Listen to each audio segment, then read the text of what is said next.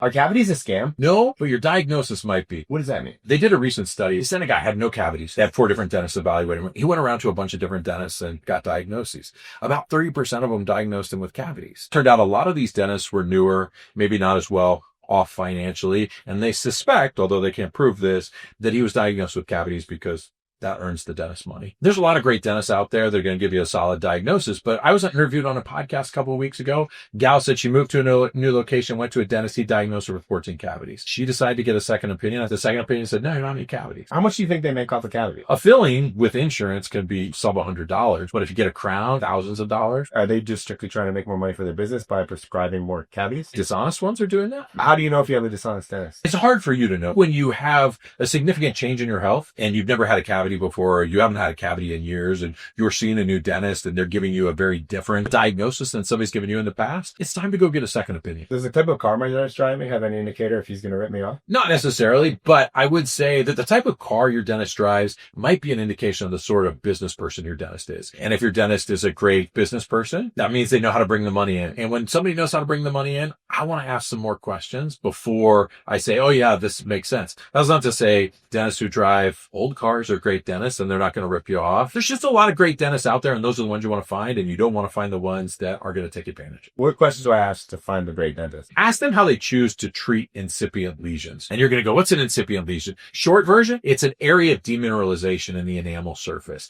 And if a dentist chooses to treat that by drilling and filling, they have an aggressive approach. They're saying, I would rather drill and fill to either make money or lessen your risk that it becomes a bigger problem down the road than give you a chance to heal this a different way. If there's a dentist that says, we recommend a lot of remineralization strategies before we drill and fill and treat incipient lesion, it's a good indication to you you've got a dentist who's going to be honest in their approach.